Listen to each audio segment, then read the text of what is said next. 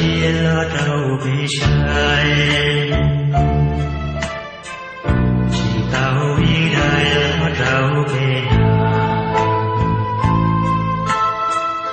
tu lo tiền lúa chỉ mua niềm vui phải lo tiền đâu chỉ mua niềm trâu tuần tới non gì rồi, giờ chỉ看到半nhau kê rồi, rồi họยังมันเหลือ半nhau. Không. Có con một đứa cũng có luôn rồi.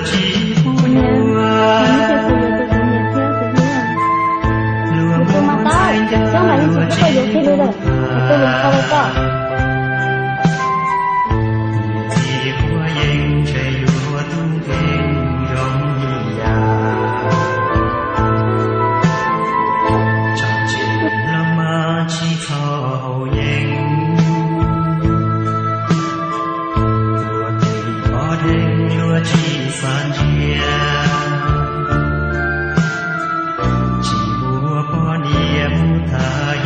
Trong chùa cô xã hay tia bé mong để xuống nơi thân của những nước cha thằng họ lấy chúa lại mà cho tôi dùng khoa xế vị sư giờ được có hay có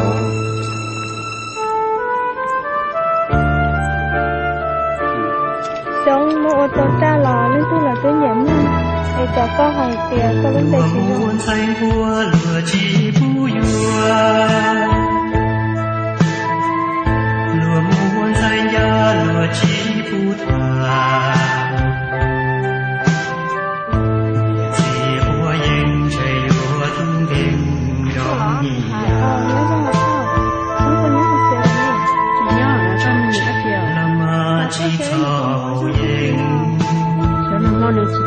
chỉ muốn nó đưa tập tê à.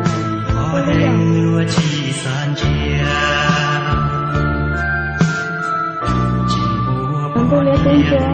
Là tôi tên sai, tôi tên tôi con nhớ xe không? Anh nha. Tôi chưa hiểu chú là mama. Chỉ sợ lúc có một tư, cái sao tao có một cha rồi. Cho con nhà tôi có gì rồi, thì chưa có ý chí tao.